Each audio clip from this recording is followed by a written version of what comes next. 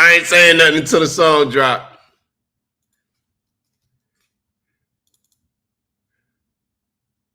Hold up, I got the wrong one. Hold up, I got the wrong one. Hold on. Hold up, hold up, hold up. I'm not saying nothing until the Grand Rising. Hold on, let me make sure my mic is good. Is my mic good? Welcome, welcome, welcome. Reset this.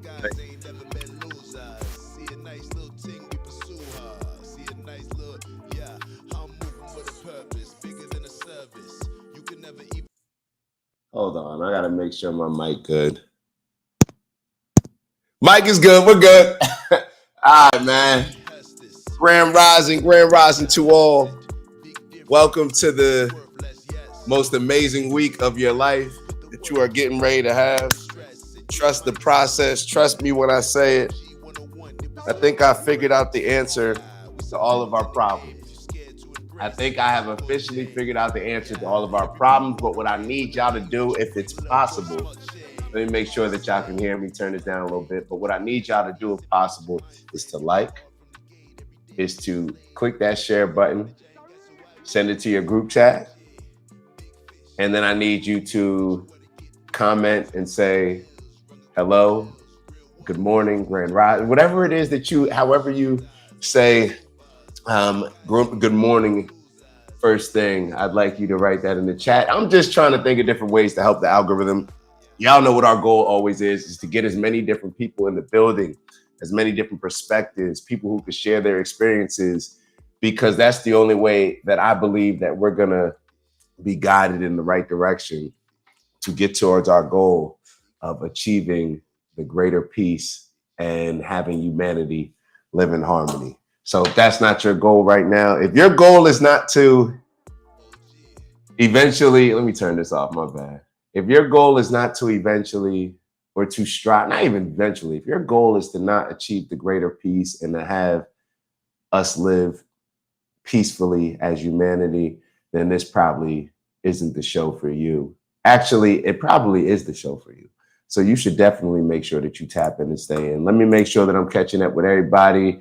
I retired at 37. My wife, after 5 years, got bored, went back to work. I went fishing. Yo, hold on, my fault. I'm like critical thinking, he's starting off this show, letting us know what it is.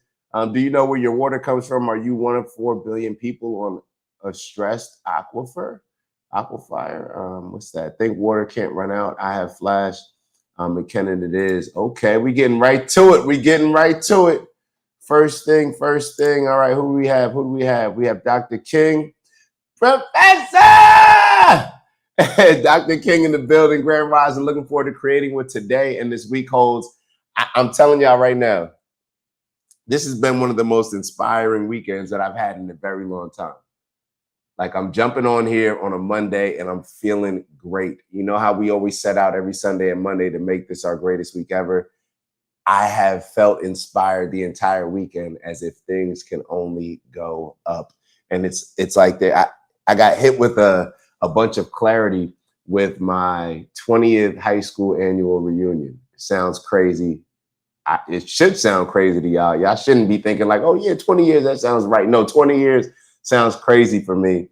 But yeah, it opened my eyes to a lot of the things that we discuss and a lot of the things that we typically regard as a utopia or something to strive for.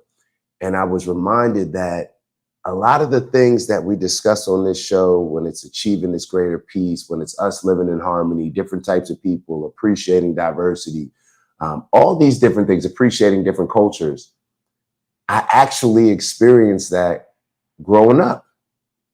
That was my experience. So we're going to cover a bunch of stuff today. I don't know when I'm going to share my experience as far as get into detail on it. I may want to introduce the topic today. Obviously, y'all saw the thumbnail. So we're going to be talking about this No Kings protest. I actually had to chat GPT a bit about it, may chat GPT a bit more about it, unless y'all can give me some clarity on what exactly it was about. It seemed to be a push against quote unquote fascism. Yeah, an attack on the, as Bernie Sanders would say, the oligarchy. Donald Trump being king. It's one of those things where I'll be totally honest. I wasn't too sure as far as like what's going on here, but it does make sense when you look at it as just another thing that's looking to divide us, as they try to get us as radical as possible and to try to get us to push towards what we've been talking about for a very long time, which is this civil war that seems to be brewing. So let me catch up with a couple different comments. It's all about consistent work and good habits. I agree. How I retired at 37. Shoot, we need to be getting some coaching advice from Critical Thinking. I'm trying to, how to retire at 37. Good morning to all, Grand Rising. I hope everybody had a wonderful weekend. Always, please remember, like and subscribe. Share this link with your friends. Thank you in advance from the big homie, aka Unc. Got the big bro Steve in the building. Good morning, all. Let's get this week off to a great start. All right, so let's K My Way. Shout out to K My Way in the building early. Good morning. Good morning. Good morning. Damn, bro, you got some time into that hair. Long as heck. Cheers. Oh, yeah, man. And my hair hasn't been growing fast. I feel like it stopped growing for years, and then every once in a while it'll, grow a little bit when I'm not even paying attention. Who knows? Maybe that's a metaphor for life. I don't know what metaphor that would be, but who knows? Good morning, my friend. Growing Stoner 69. Good morning, my friend. Grand Rising right back to you. We got Iceberg Queez in the building 05, man. And I'm mad that more of my homies didn't show up. Matter of fact, let's just get into this. All right, let's get right into this because somebody asked, are you a Freemason? No, I'm not.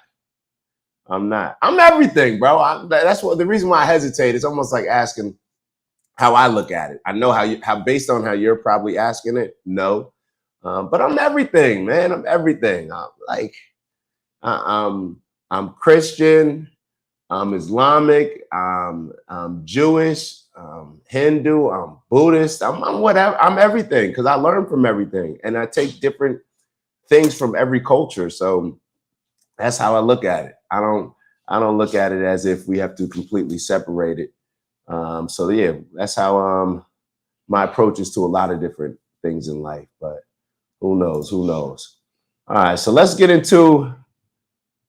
Do I want to get into the show first, or do I want to get into my experience? All right, let me share with y'all my experience.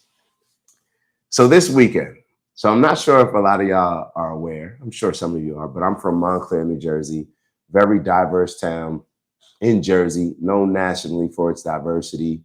And it's one of those schools that you grow up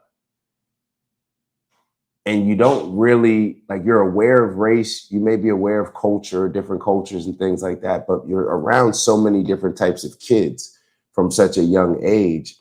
Big public school system.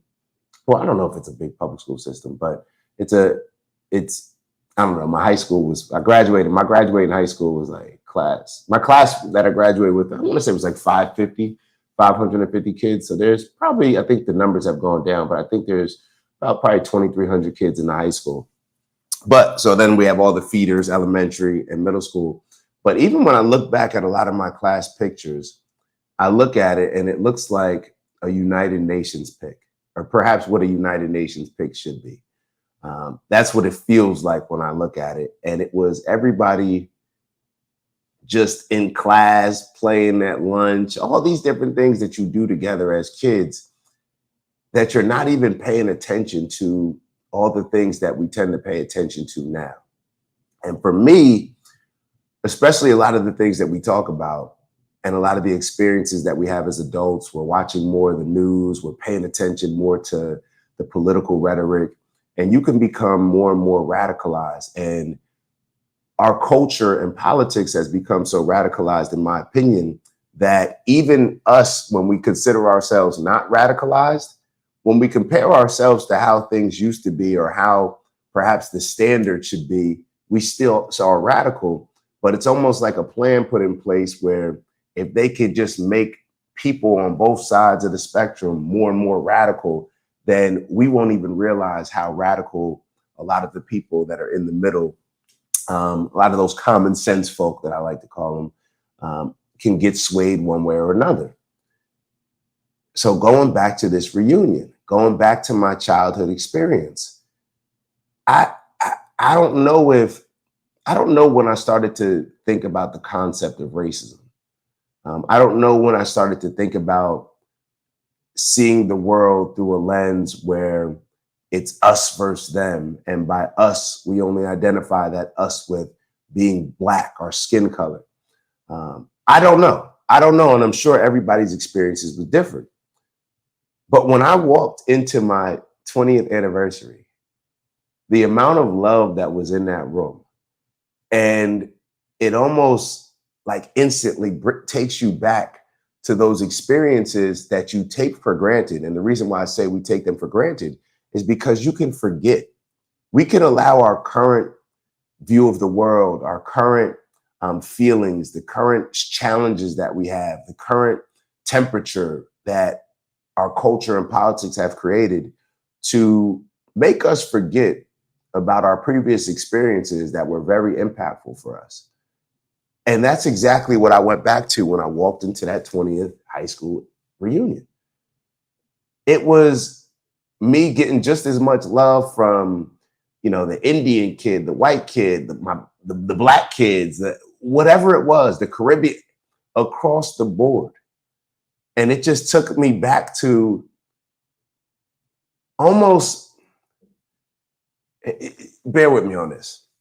It's like we always ask ourselves, what's the solution to a lot of these problems? How can we figure out a way to have a more inclusive environment, to have a more diverse crowd, all these different things to benefit from true diversity, not forced diversity.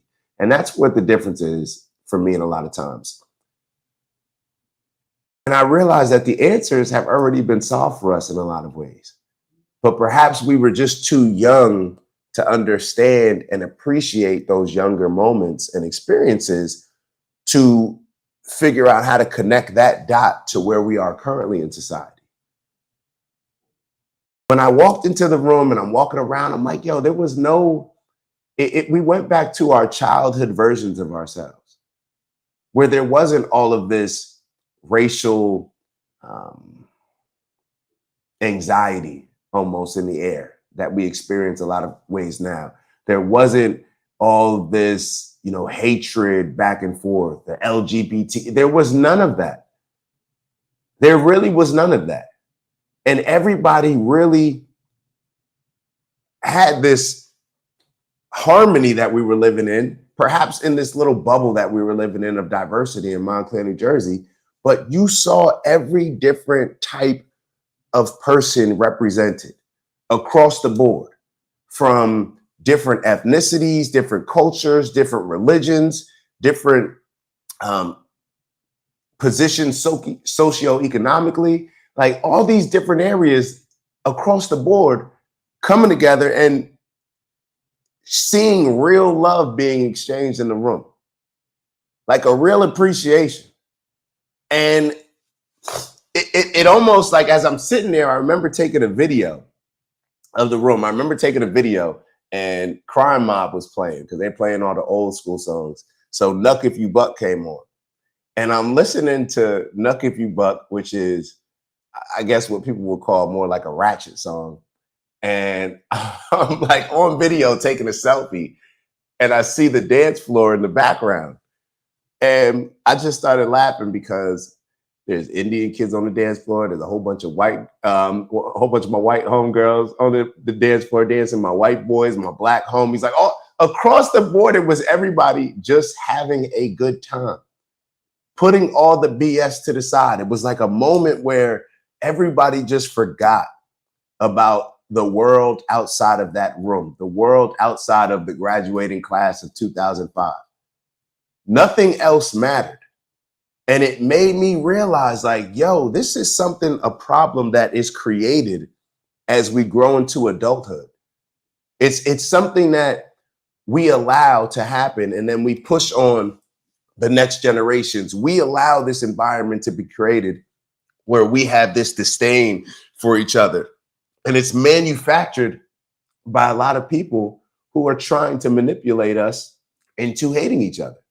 So when I'm sitting here thinking about this No Kings protest and what the goal of it is, I like it was weird because I was hearing about the No Kings protest, and then I was obviously at this event.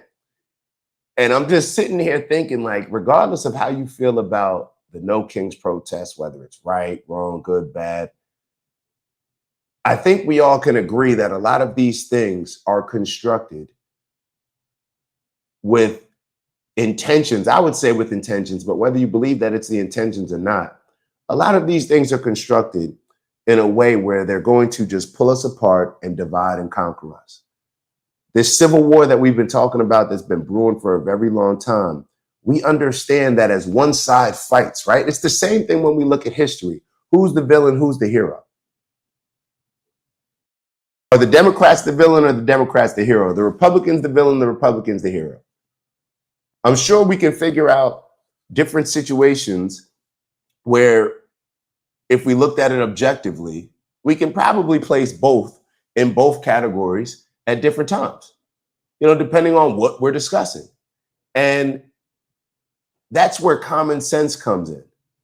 That's where we remove our fanaticism for rooting for parties and people that don't truly represent our principles and morals, the principles and morals that if you asked our younger versions of ourselves, whether we were in pre-K, kindergarten, 5th grade, 8th grade, in high school, before we allowed all this indoctrination to happen when it comes to our social values as pertaining to race, we would answer these questions in a better way, in my opinion, than we would answer them now.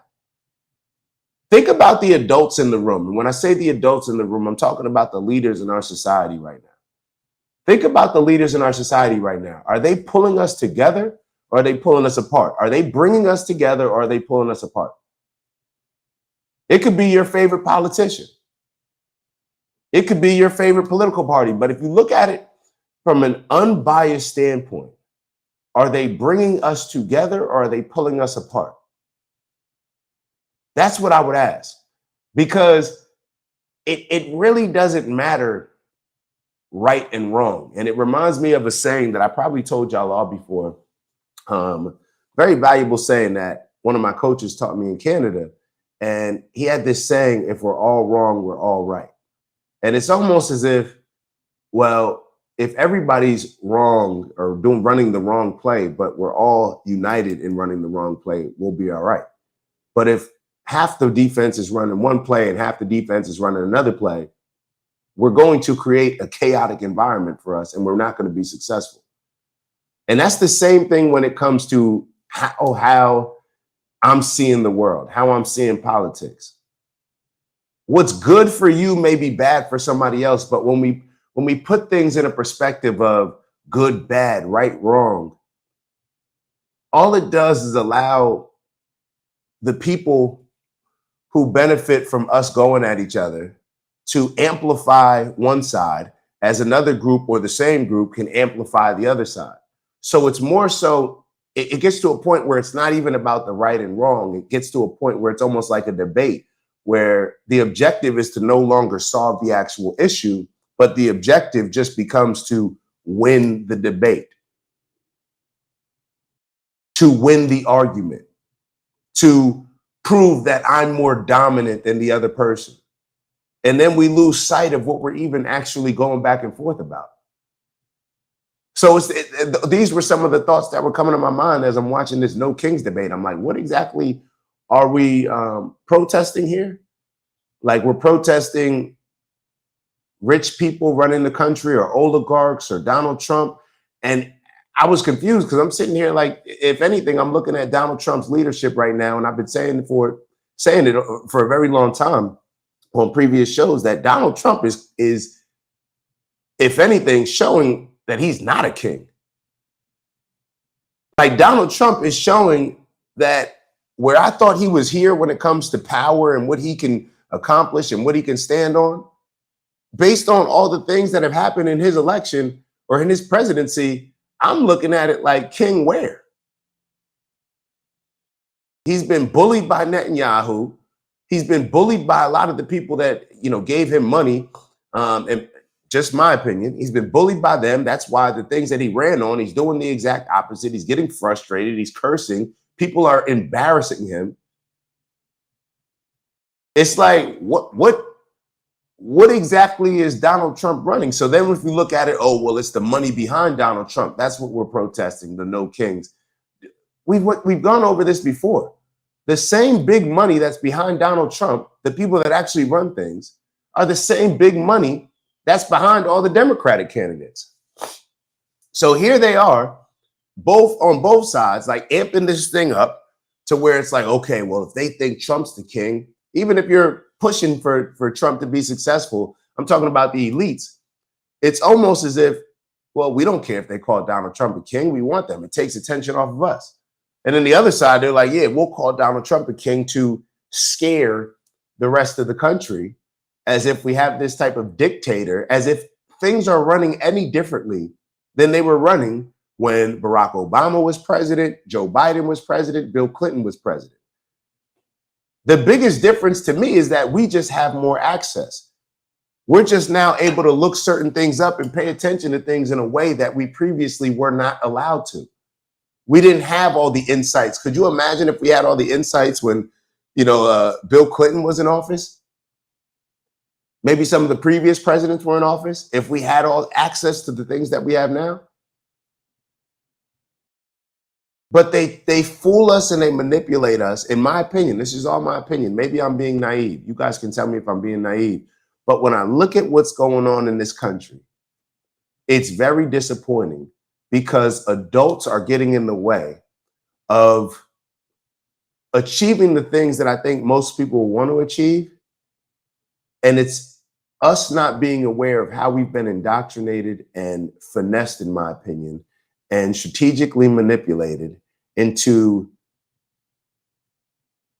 moving away from our principles and morals and values that we were stronger on when we were kids, compared to how we've allowed ourselves to become fans as adults. That's what my 20th anniversary taught me.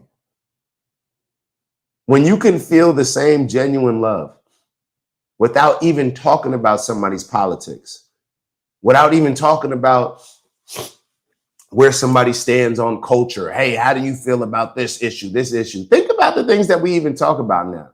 We very rarely have conversations without discussing or without acknowledging where somebody stands on a lot of these political, social issues. We very rarely do.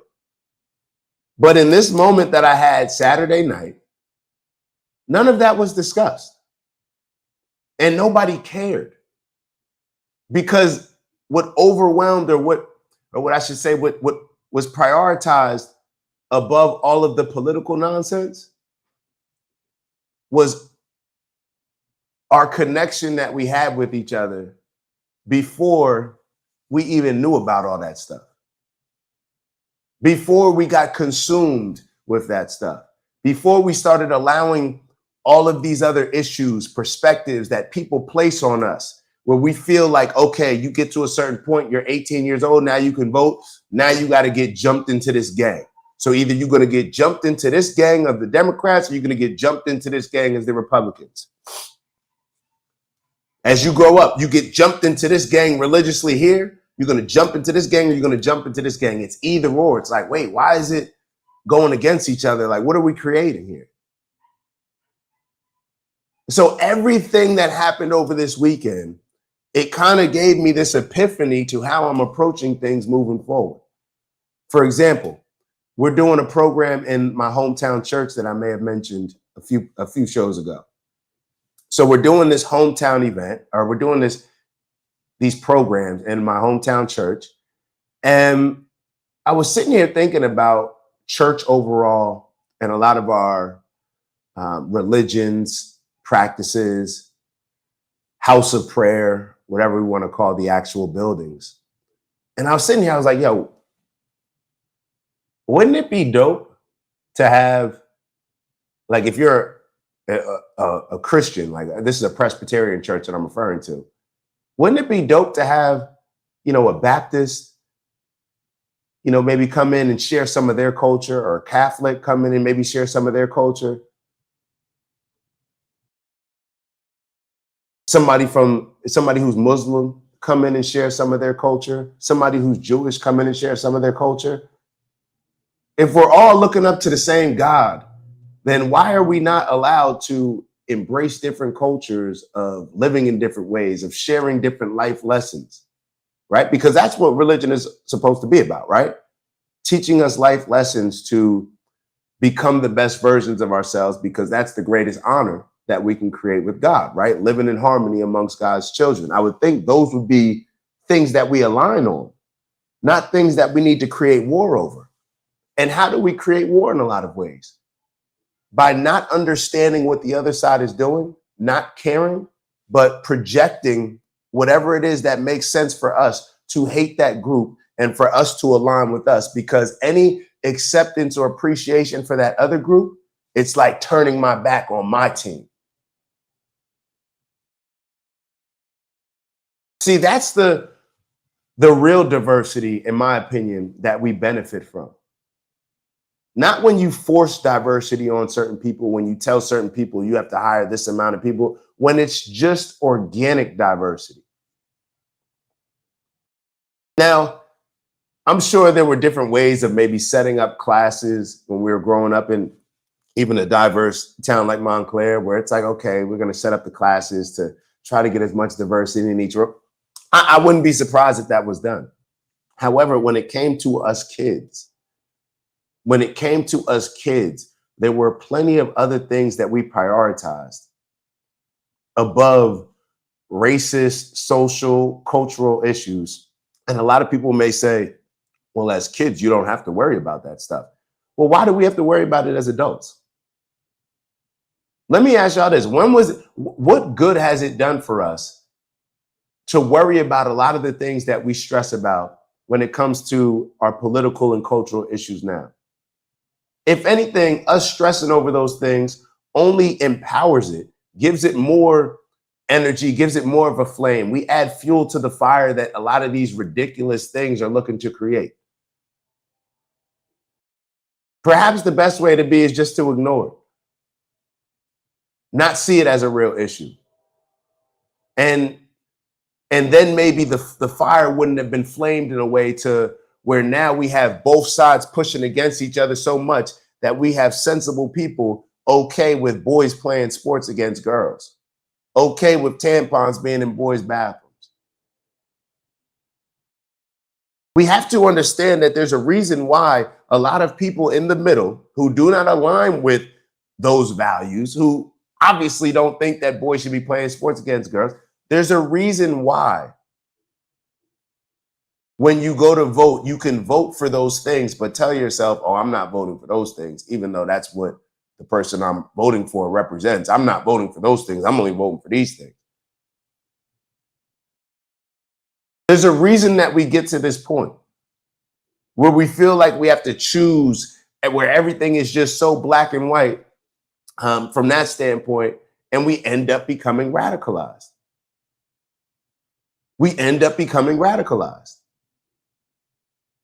Now, what's the answer in that situation? Maybe the answer is for us to just take a step back and not vote the next time. I don't know. I don't know what the answer is, but I know that every vote that we make, it's like we're not only voting for the things that we like. You can't just pick and choose when you vote for a candidate. Oh, I'm only voting for this. Yeah, well, they're also pushing that other stuff. So you have to take that into account as well. But what we're also doing is it's like taking money out of our pocket and making an investment in that person, that political team that we're voting for.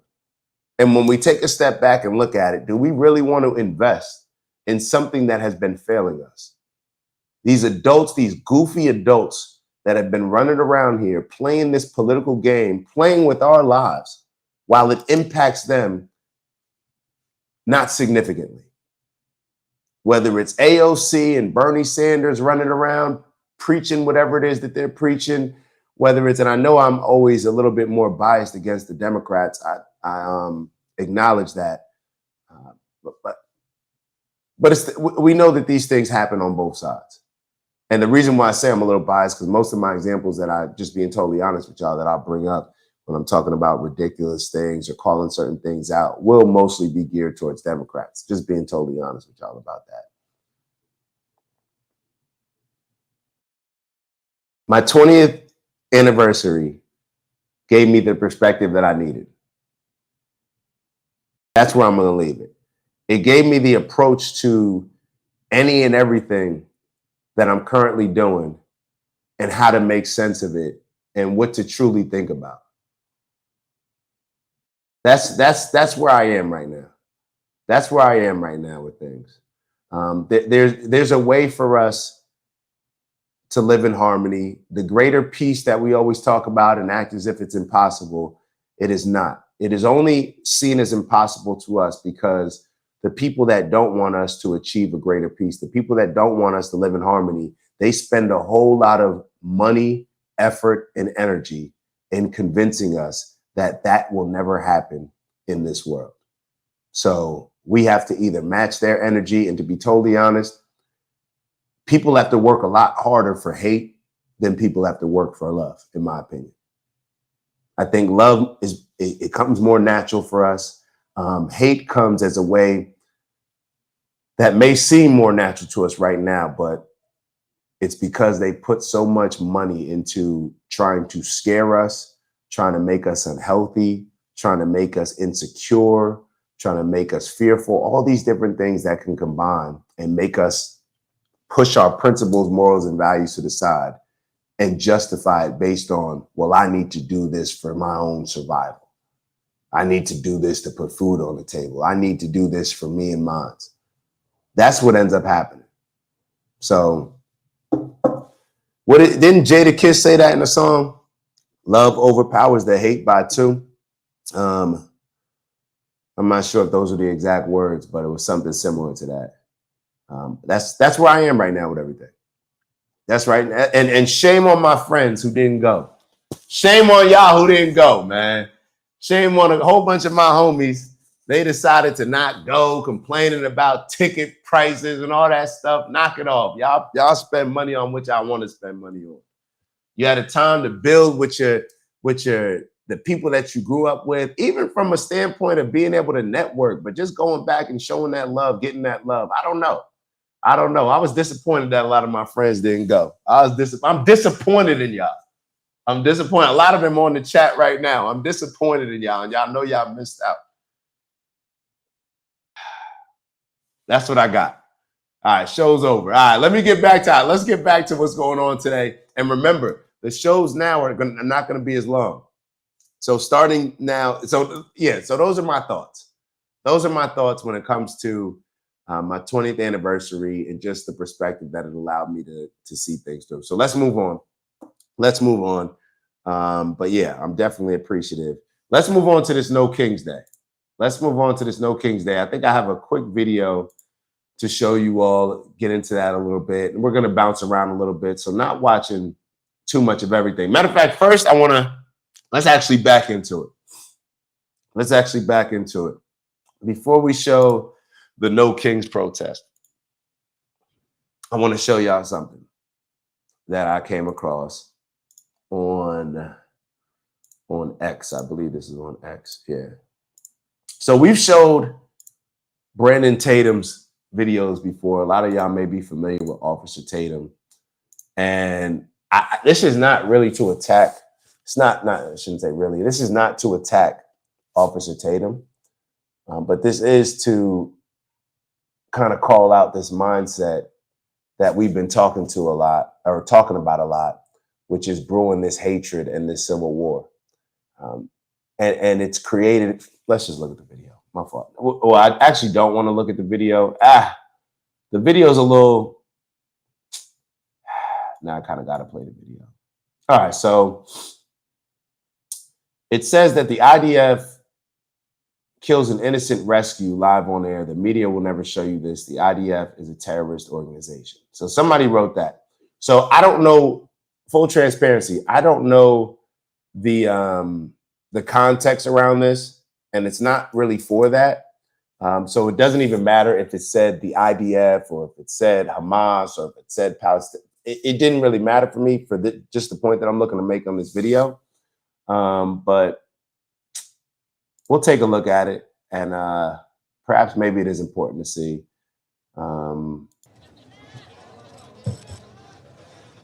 لا حصل الآن نعم. الآن خليك يا الله.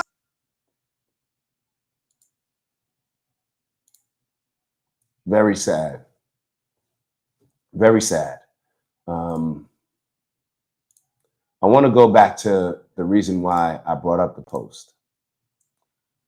And maybe Officer Tatum has some type of context that I'm missing on this.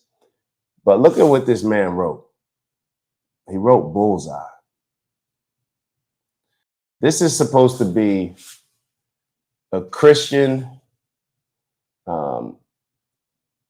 Matter of fact, he's one of these people that justifies, that he comes from that Ted Cruz Christianity, school of Ted Cruz, where he believes that it's his obligation and duty to do right by Israel. And that's what he's commanded to do by the Bible. I'm just saying what he said. I'm paraphrasing, so if it's not word for word, then, but that's what was said. That's what was said, something along those lines. And he writes bullseye. Like, this is the disgusting place that we've gotten to. And I don't know, once again, like, there's the adults in the room that when we talk about like the leaders, when it comes to the politicians, but perhaps something that has been a theme for us, and I think we even put up a post, shout out to Hampton Sydney. We were talking about this when we were doing our program at Hampton Sydney College, and it was that a leader is just somebody that fulfills their role to the best of their ability. Like, a leader is not necessarily the person that they give the mic to, the person that, talks on stage, the person that, those can be leaders. But when we also look at how we lead within the roles that we play, I think it's very important for us to not compromise our standards based on following other leaders and allowing them to determine what our standards are. In what world would it be okay, especially when a religious man mocks, or I don't even know if I would say mocks, but trivializes, in my opinion, this type of death and puts bullseye as if he's celebrating, hey, we hit the target.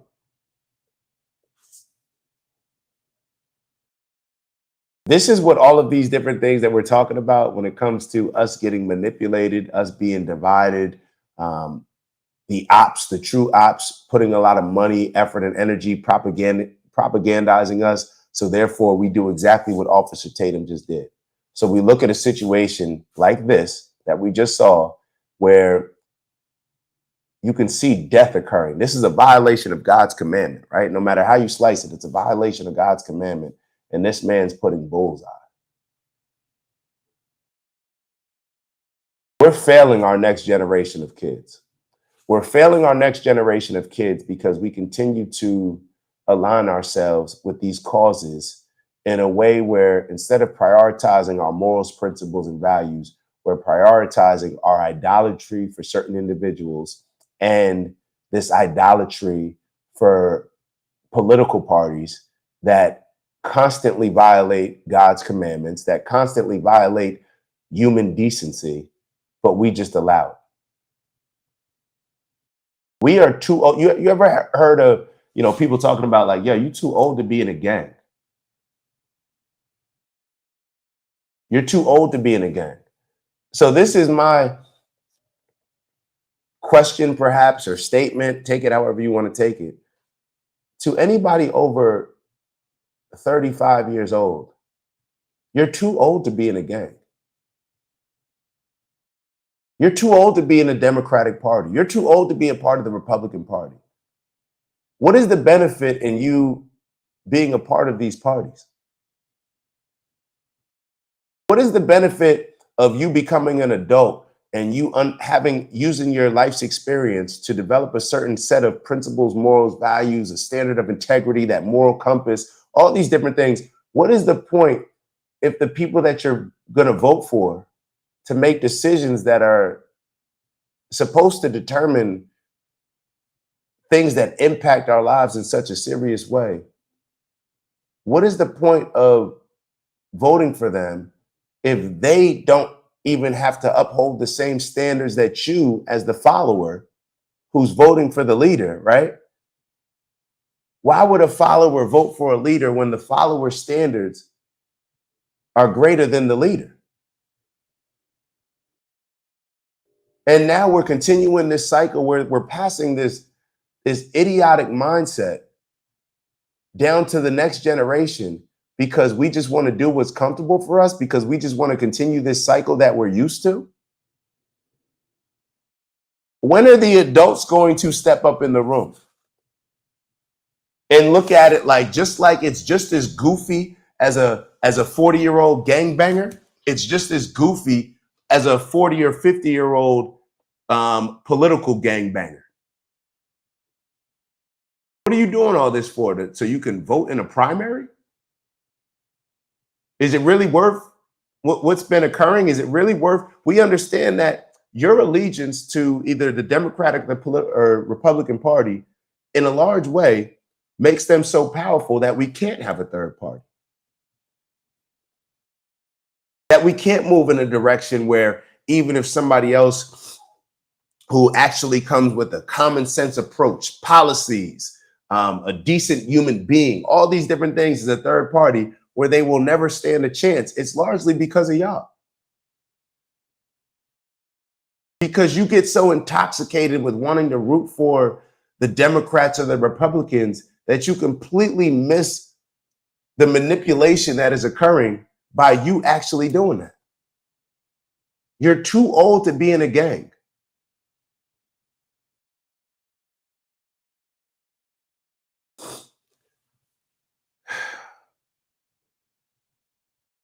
Being in a gang is how we get to this point where we see Brandon Tatum and others rooting for Israel, rooting for Hamas, rooting for and when I say rooting for, I should have said rooting for the IDF, rooting for Hamas, I guess, right? Because you got to make it a proper comparison. Even though there is no, I don't even want to get into that. Y'all know what I'm saying. At what point are we going to do things differently? That would be my question to y'all. At what point do we just decide, hey, I'm doing this a little bit differently? Let me give you another example. And I know we're moving in different directions.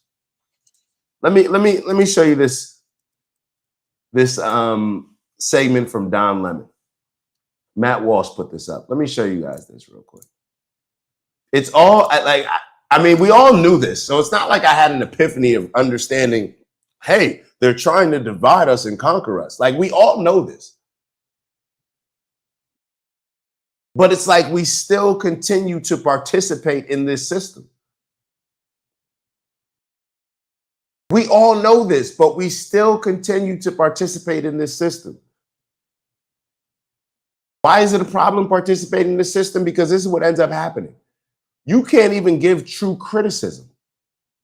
Look at how surprised people are by Republicans being willing to, like a Marjorie Taylor Greene or a Thomas Massey or podcast bros, being willing to call out Trump for different things that he may have ran on, and now he's moving in a different way.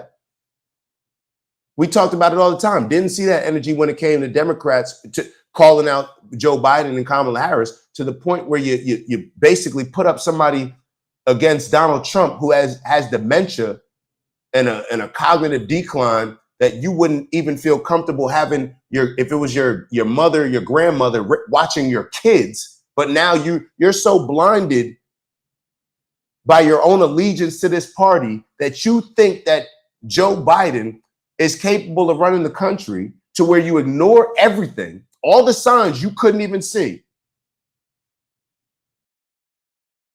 because of your hatred for Donald Trump, because of your allegiance to the Democratic Party. Don't you understand? You're all a part of the same system. We're all a part of the same system.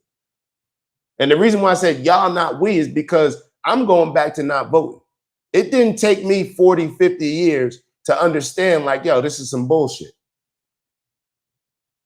I voted twice at what?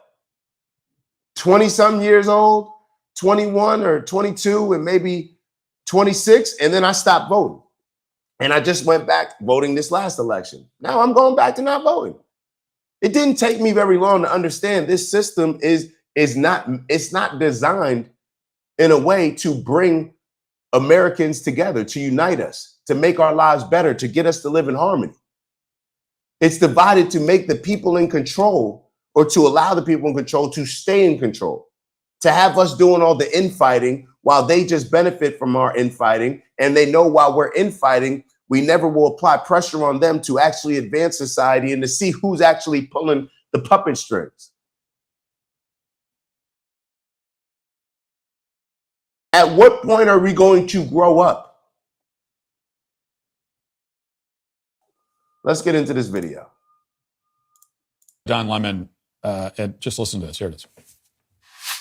Black people, brown people of all stripes, whether you're an Indian American or a Mexican American or whoever you are, go out in your place where you. And hold on, before I get into this, I'm just going to address this, because I think there's a whole lot of Democrats out here with this particular mindset that, see, this is the difference between me and y'all. And I'm going to use Vons as an example, because I'm glad that Vons wrote that. Vons said, I voted for Trump. Yes, I voted for Trump. You voted for the same political party that your mom's been voting for her entire life, that your probably grandparents, if they, I don't know if they had, if they voted for.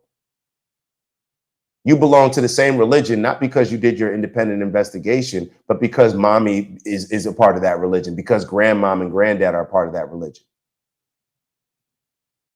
I make independent decisions. I voted Democrat more times than I voted Republican. But there's a whole lot of people, see, I'm the type of person that as soon as Trump started moving in a direction that I didn't like, I started criticizing. Because I don't have an allegiance. I'm not a part of a gang to where I need to vouch and support everything that Trump does, whether I voted for him or not. See, this is the difference between, I think, what we're seeing in a lot of like the Marjorie Taylor Greens, the Thomas Masseys, a lot of the people that have been willing to call Donald Trump out, even though y'all had a corpse in office as president who wasn't making any decisions, who people on the Democratic side, your side, are now whistleblowing, writing books on. But while I was saying it when your candidate was in office, you were defending Joe Biden, acting as if he was capable of running the country. And it's because you were blinded by your allegiance to it. And there's a whole lot of other Democrats that I've had conversations about it the same. Y'all didn't criticize Donald Trump, and you ended up getting Kamala Harris, avoiding the Democratic way of electing her, right? Or of nominating her. See, that's the difference. I don't need, when y'all hear me criticize Donald Trump, you very rarely hear me say even things like, oh, well, but Joe Biden did this, but Kamala Harris did it, because I'm an adult. When I have conversations with a lot of y'all, every time I would bring up something about Biden, the first thing, and I'm sure a lot of people can attest to this, when you have a conversation where you criticize a candidate, when you're a part of that gang, when you talk to a Democratic gangbanger, and you have a conversation with them about their candidate or their president, immediately, what do? Well, Donald Trump did this. Well, Donald Trump. No, I'm an adult. The Democrats are not in office. The Democrats, I'm not worried about them right now. They're destroying themselves. My critiques are for the person who's in office, because I care about the country moving forward in a positive direction. I care more about the country than a fanaticism and an allegiance to a political party. That's the difference between you and I. That's the difference between me and a whole lot of y'all Democratic gang members that just continue to vote for whoever the Democrats put out there, no matter whether or not they align with your policies, no matter whether they change from over here to over here, you just keep going with them and you'll rationalize it based on what? Donald Trump bad, Donald Trump bad. with such a simplistic mindset that you don't even realize that the person that you voted for is worse off than the majority of the people that were in my grandmother's nursing home. That's the difference. See, that's what y'all should be actually commending people for, celebrating people for, to have the heart to do something that you and the people that you follow never had the heart to do.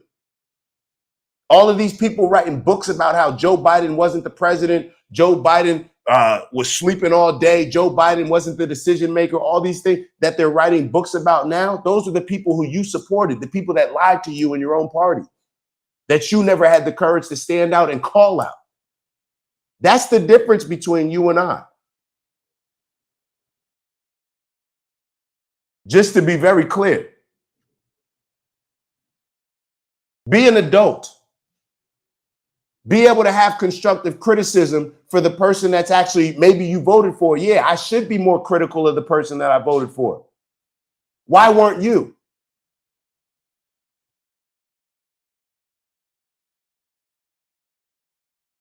Let's move on to the video.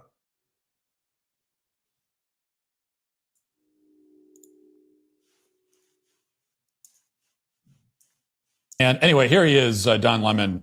And just listen to this. Here it is. Black people, brown people of all stripes, whether you're an Indian American or a Mexican American or whoever you are, go out in your place where you live and get a gun legally, get a license to carry legally. Because when you have people knocking on your door and taking you away without due process as a citizen, isn't that what the Second Amendment was written for? Go back and read what the Second Amendment says.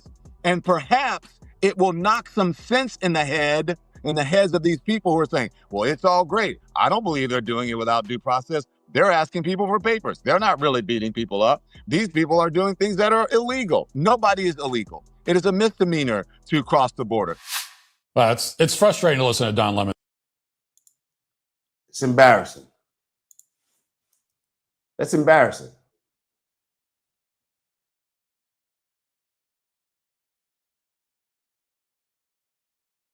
This is where Don Lemon is trying to convince people to do. This is the direction that he's trying to lead people in. How smart of that do you think that is? What's the last thing he said? It's not even illegal. It's a misdemeanor. What?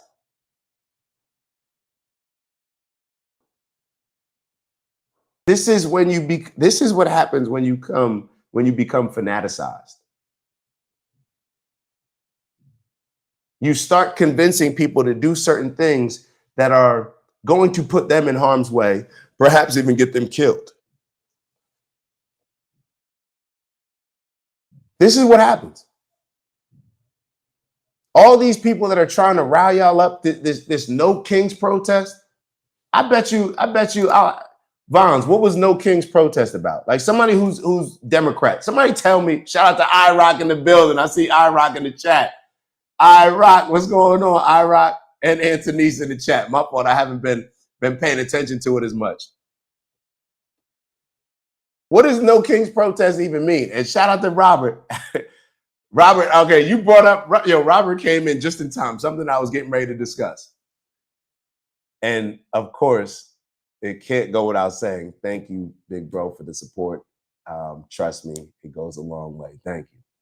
We need to have a no tribes protest. Tribalism is why people can praise death like it's a football game. I am 100% with you. I don't even think people, hold up. Vons wrote, hold on. I'm going back to Robert. Hold on. Vons wrote, no kings, I believe was about authoritarian government. But let's break this down. Vons, stay with me. And don't act like you can't type anymore after I ask you this question. What do you mean as far as authoritarian government? Like, how is it more authoritarian with Donald Trump than it was with Biden? I'm just looking for examples. Exactly what is that? Like and maybe you're right, but I just don't see it. The only authority over our government that we talk a lot about on this show, in my opinion, has been Israel. So exactly who are you talking about? I just want to make it clear. Now, going back to Robert's comment, we need to have a no tribes protest. Tribalism is why people can praise death like it's a football game. 100%. No tribalism. You know what tribalism is? The Democrats. You know what tribalism is? The Republicans. You know what tribalism is? Only getting your news from MSNBC. Only getting your news from Fox. That's what creates tribalism. We have access to all this information out here. And you really tell me that the best you can do is going on MSNBC or Fox? Everything, look at how we view everything. Like, this is why I always call out the older generations and why I'm now calling out our generation.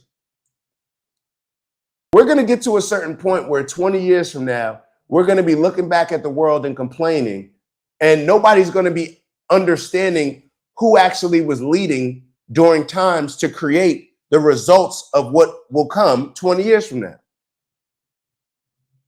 Think about how we look at religion right now. Tribalism. You got the Jews against the Muslims, right? The Christians got to pick sides, right? Look at the political parties. Republicans versus the Democrats.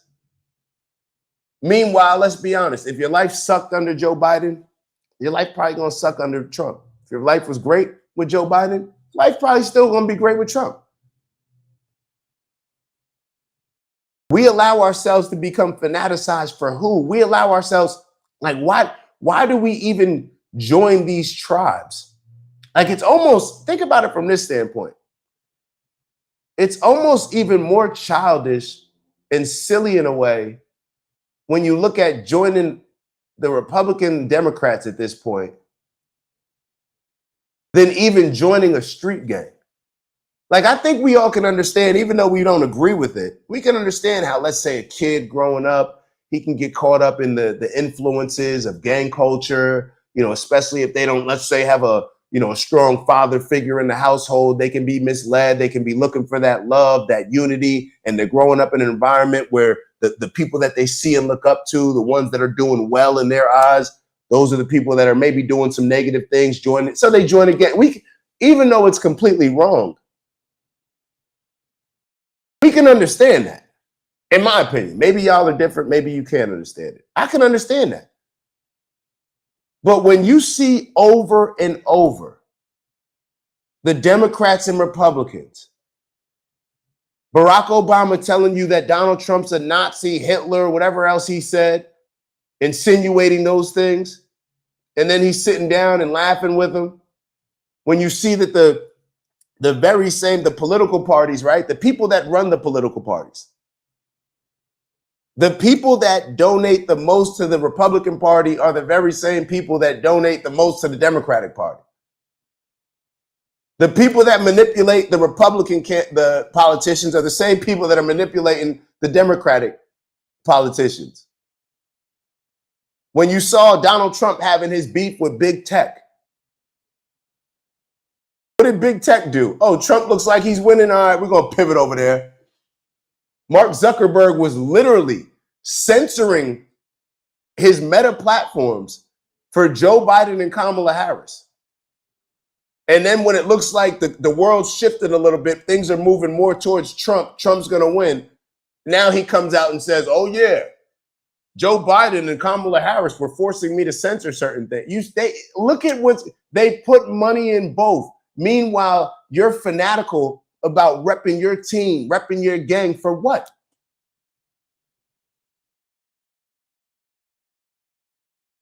The people who are successful when it comes to politics, they're not looking at it like that. Does it make sense to go into any negotiation with oh, I'm already going with this person anyway, so Now I'm just moving from here on out. Now I'm just rationalizing why I'm going with this person, why I'm voting for this person, why I'm aligning myself with this person.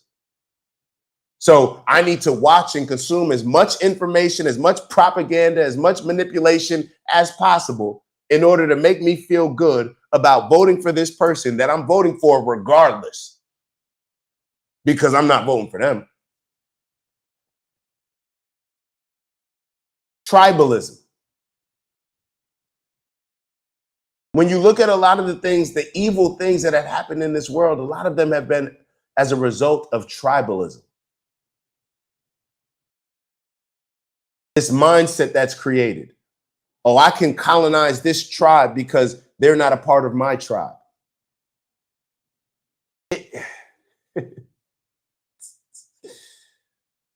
Oh, man. Look at what Vons wrote. How can you like what's going on?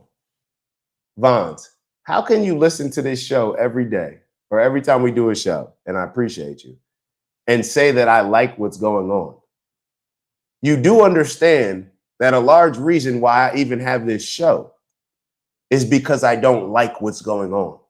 It's because I'm actually willing to use my voice to say certain things, to put myself out there about things that I don't like that are going on.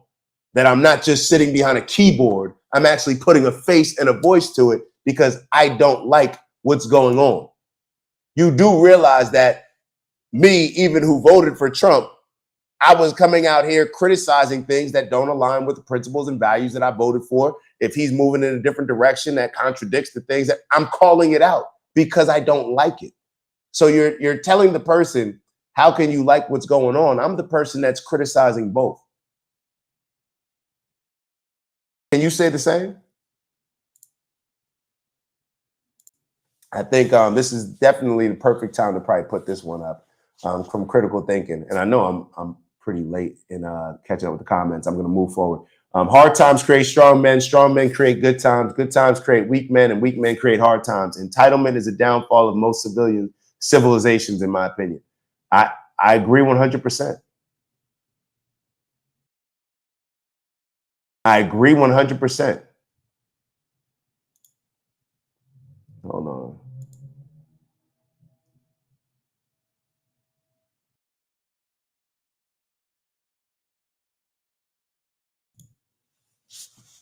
Now, Vons, do you think that was an appropriate response?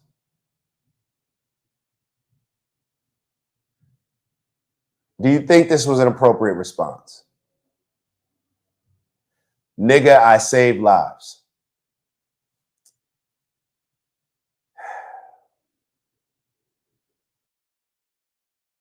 I'm gonna move on from that. I think I'm gonna try to live by the growth that I'm trying to become and embrace. I'm gonna just move on from that one. Critical thing. Matter of fact, IROC wrote something. Hold on. IROC wrote something. Yeah. So IROC wrote, tribalism is no longer dependent on our survival. I know I say it often, but it's a part of needing to evolve. Just like I just fought and I'm still fighting, giving a response to Vons that I don't want to see what happens. Why do I have to be the bigger person now? Do I have to be the bigger person? Because I really don't want to be. I do want to be. No, okay. IROC wrote, tribalism is no longer dependent on our survival. I know I say it often, but it's a part of needing to evolve. It's, to be totally honest, it's definitely no longer dependent on our survival. And in my mind, the reason why, what I'm thinking about, what I'm processing, what you guys can probably see, is I'm thinking about different times and whether or not it was actually a necessity for us to embrace at different times. But I don't even want to get into that. I agree with you 100%. We're no longer dependent on tribalism. Like, don't we understand that we have to get to a point where we have to advance society, where we want to advance humanity, where we don't want things to work in the same way? Perhaps we want to get to a point where we're not justifying war. See, the problem in my opinion, is it goes beyond, like, let's say even looking at Israel, Palestine, or Russia, Ukraine. We look at the problem, and our politicians and leaders look at the problem, which shapes the way we look at it, from this mindset of you need to pick a side. Which side is right? Which side should we support? The problem is that we're using war to solve problems. That's the problem. That war is an option that is allowed by us, that is embraced by the majority of humans on earth.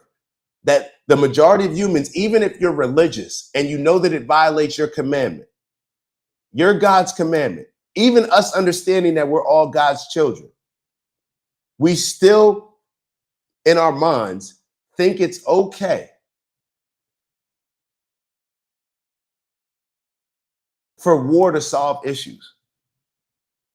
We still think it's okay for us to bring out our most beastly, animalistic, in a negative way, nature in order to resolve conflict. It just doesn't make sense.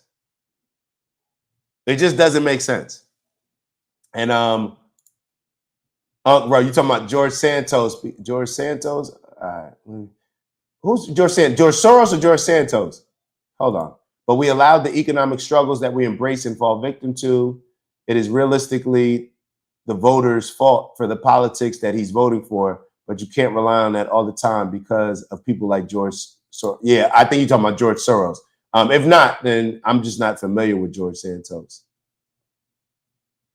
Hold on, let me keep up. Just saying, I think one of my feelings is voted, and that's just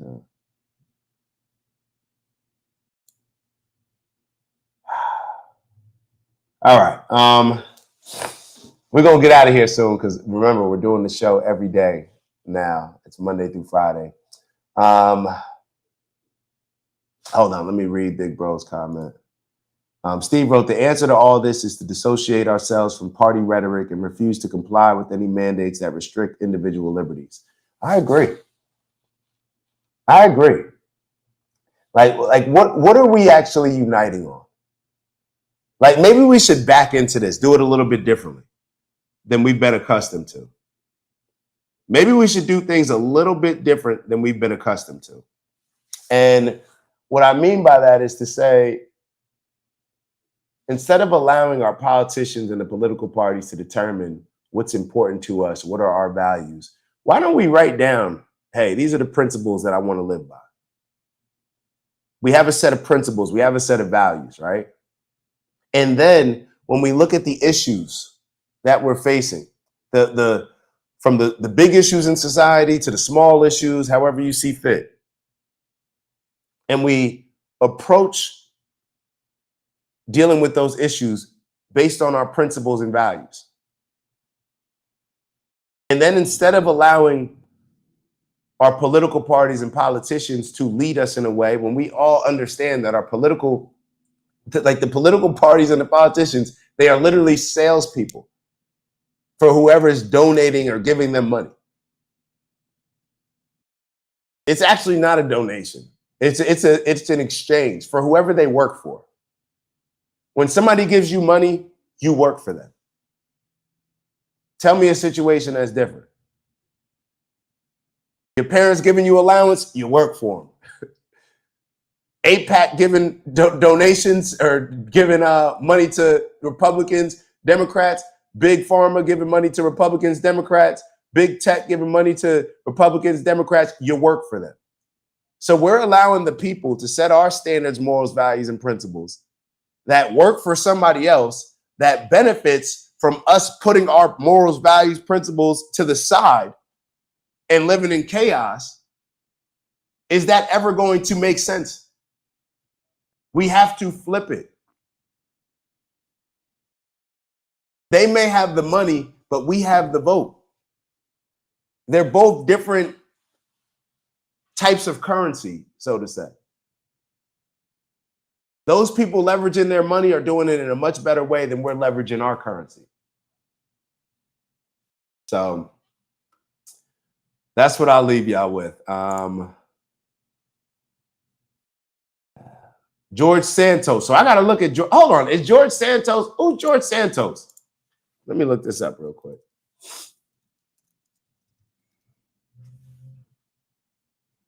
George Santos, an American former politician, convicted felon. He served in the U.S. representative from 3rd Congressional Court. Oh, okay. I wasn't even familiar with this. Trump commutes prison sentence of ex-GOP Representative George Santos. President Donald Trump on Friday evening. Let me share this with y'all. Can you guys see it? All right, good. Releasing the disgraced former Republican congressman immediately. 37 served in the House for less than a year before he was expelled under Congress under a cloud of scandal in December 2023. In a flattery-filled, he looks familiar. In a flattery-filled letter published this week, Santos directly asked Trump directly for clemency. All right, so I got to look into that as far as what he did. Yeah, I don't want to waste y'all time reading this, but maybe we'll touch on it tomorrow. That's the good thing about having this show every day. Not to wait till Friday. All right, so let's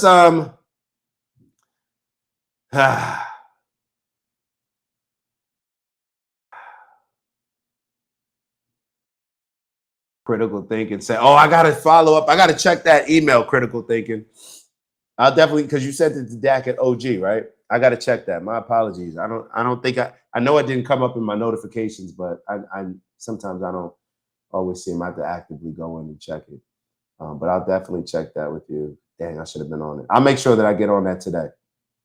All right, so yeah, so Unc said yes, he looks familiar because of all the places his face was showing up from back when the Republicans were fighting to get the House in the Senate. Yeah, I remember him.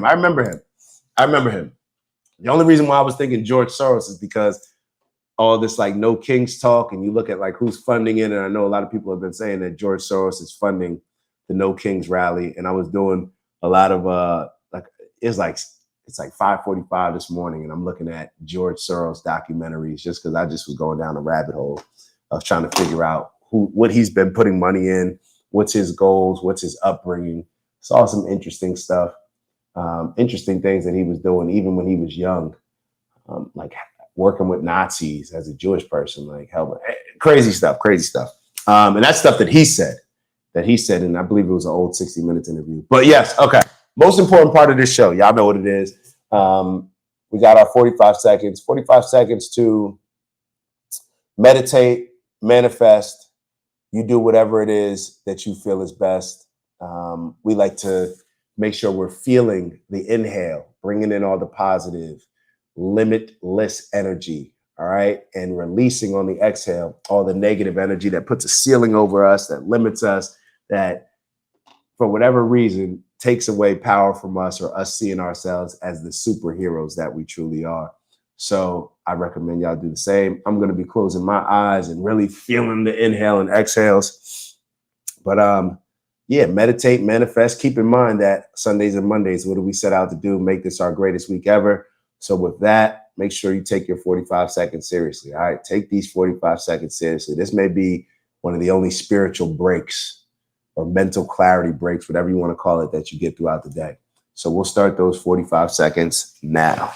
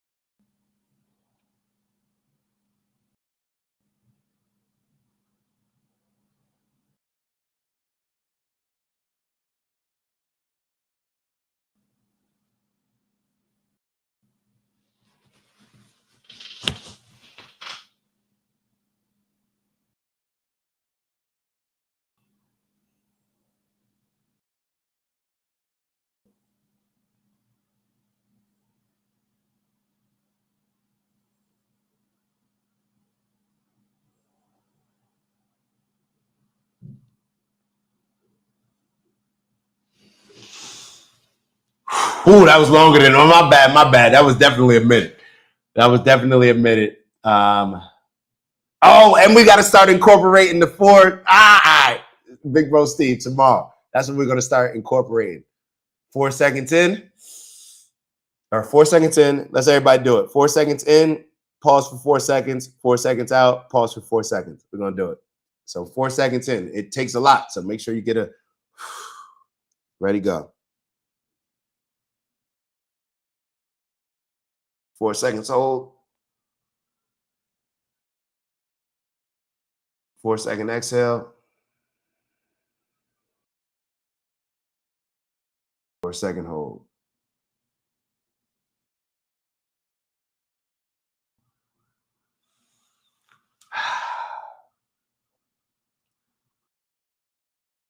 All right, man. All right, so Unc wrote, deep breathing when you release that breath, think peace, positivity, and for all you ladies, break that glass ceiling. You should be making just as much as everyone else. Always one love. Talk to him, Unc. Look at Unc. Look at Unc. You go, girl. That's what Unc said. You go, girl. The child's mind is a sponge. The scholar's is a stone. Stay absorbent. The student who claims to know all graduates only in arrogance. Oh, God. I'm just processing the earlier part of what you wrote. All right, hold on. Big Bro Steve wrote, the child's mind is a sponge. The scholar's is a stone.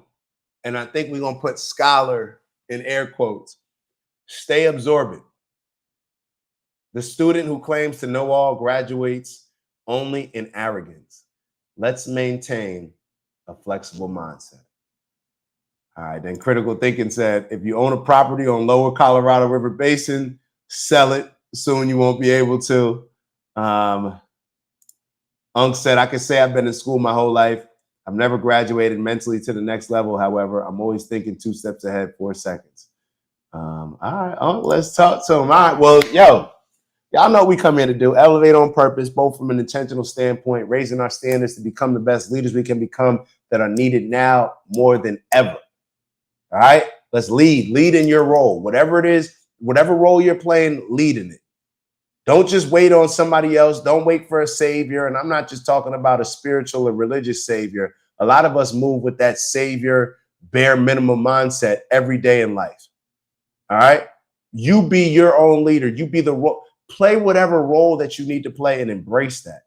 All right. Become the very best in whatever role you're is. Because I think a lot of times we rely on, whether it's our family, whether it's our friends, or even at work, we rely on certain, like one person or two people who we know, well, they can, you know, they got it. They can handle it. Well, maybe they can, maybe they can't, but it's going to put us in a better position when everybody approaches their role with wanting to become the GOAT in that area, all right? As well as raising our standards, and aligns just with what I just said, raising our standards to grow into the people that we need to grow into to fulfill those very roles that we're talking about. So strength and honor, onward and upward.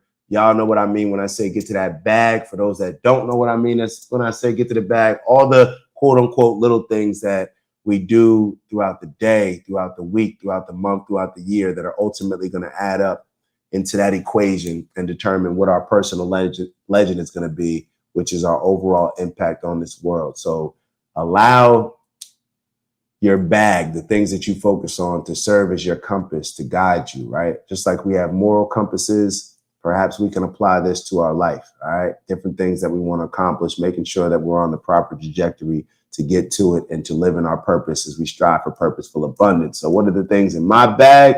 Peace, love, happiness, health, wealth, and in everything we do, integrity. And what I've added on is balance. And perhaps what I should add on even more is some grace, because I'm still fuming inside about what Bonds wrote to me. And I feel like I got to get my get back, but this is the growth. This is what the breathing does. Matter of fact, I don't need no get back. I don't need no get back. Vengeance is for God only. I just want to treat others the way I want to be treated. You heard? Grow. All right, man. I'm gonna let y'all go, man. Appreciate y'all. Queen sent the fire emojis. Y'all already know what that means. And on that note, I shall see y'all soon. Ew.